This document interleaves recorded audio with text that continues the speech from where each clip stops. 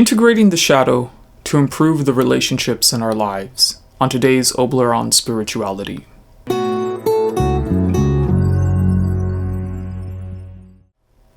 Greetings everyone, I am Oblyron, Lord of the Underworld and consort to the most lovely Hecate. Thank you for joining me on today's episode where we are going to talk about how integrating the anima or the animus can not only lead to a sense of wholeness and completion within ourselves, but how it can also improve the relationships with everyone in our lives. Now, one of the reasons why shadow integration is so rare in our lives is because it involves a lot of pain and it involves a lot of self-reflection, and it's kind of like that scene on The Never-Ending Story where Atreyu has to look at himself in the mirror and then he discovers that he's not quite the person that he thought he was. And according to I believe it was the old gnome who was his guide, he was basically saying that most people run away screaming when they confront who they truly are.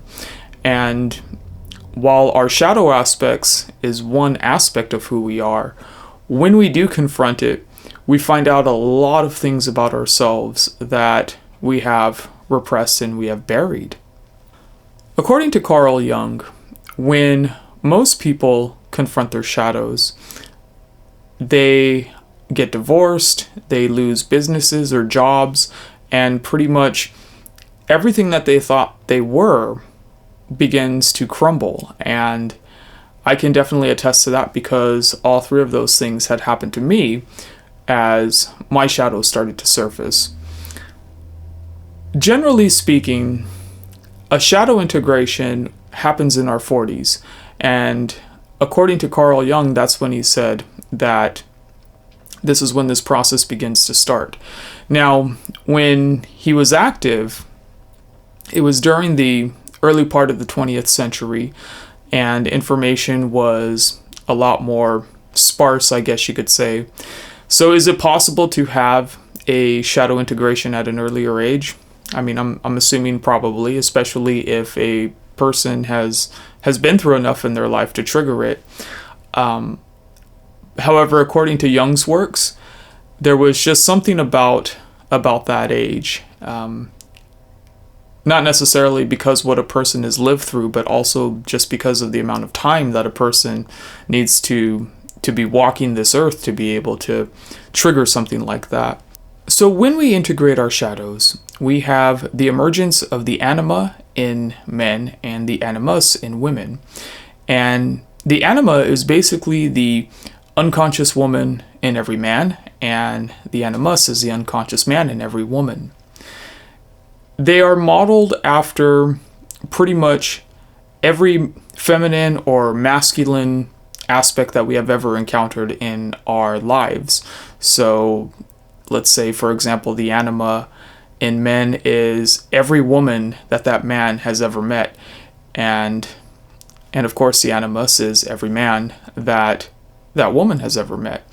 And these figures pretty much get buried. They get locked in our psyche, and they form the construct, or I should say the average of what they are forms this construct of this shadow psyche within us.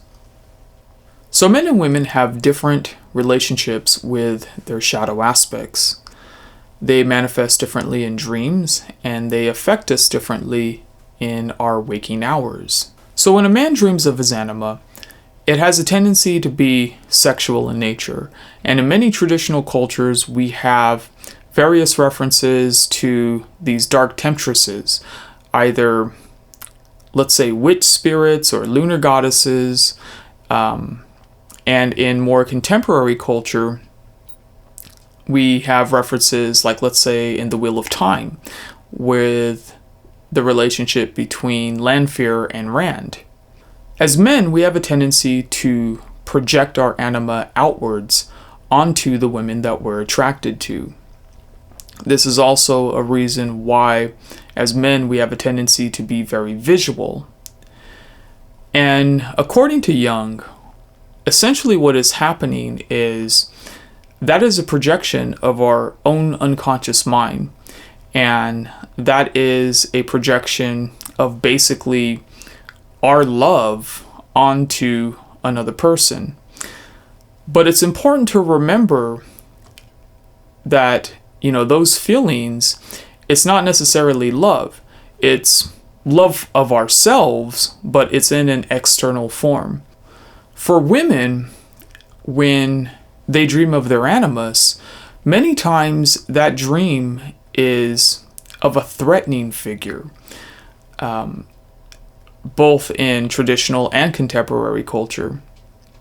If we look at the traditional culture, there is a story called Bluebeard, where he had a bride and he said, you can go in any room of the castle, but you cannot look in this closet.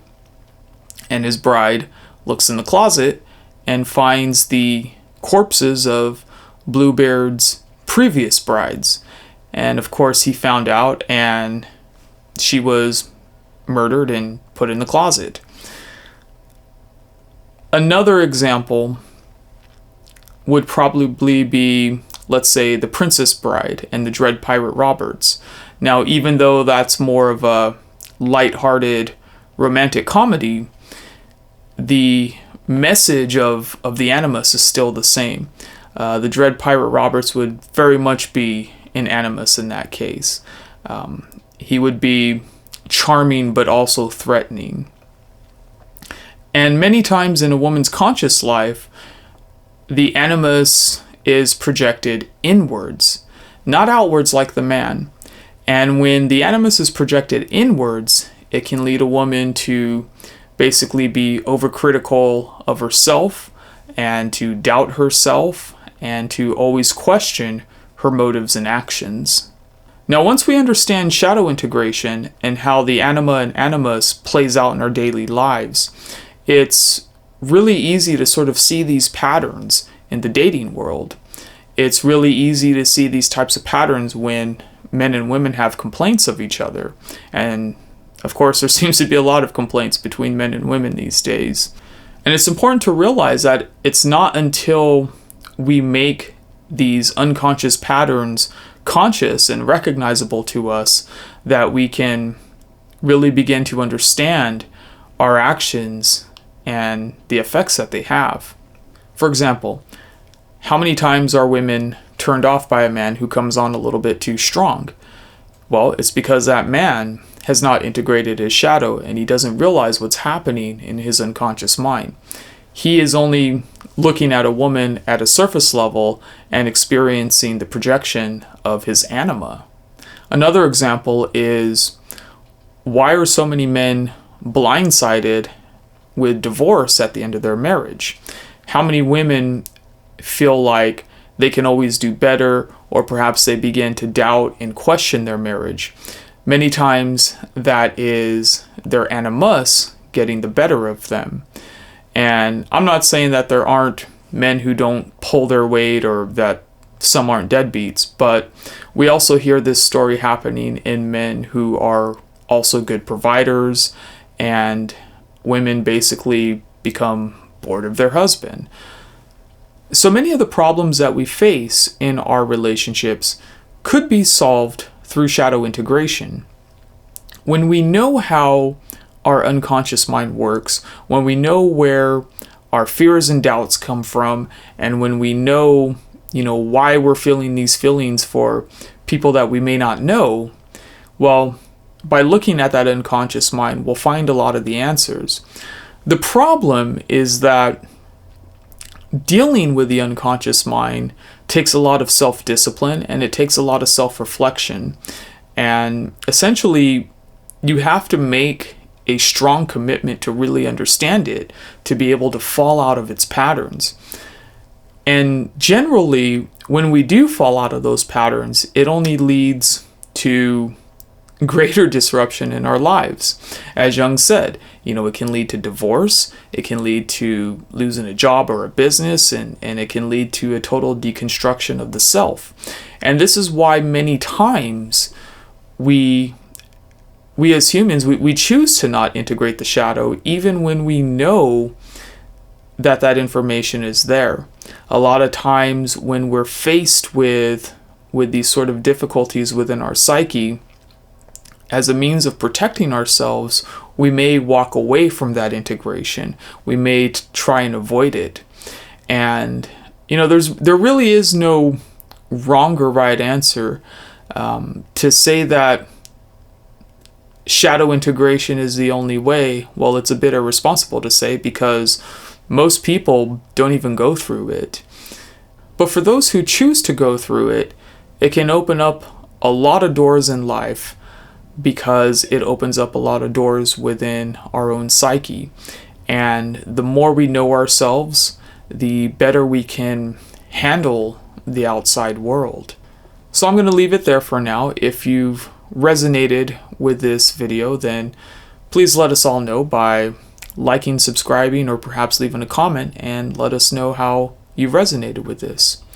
Thanks again for joining me on this video, and now we shall close with the chant of Oblyron.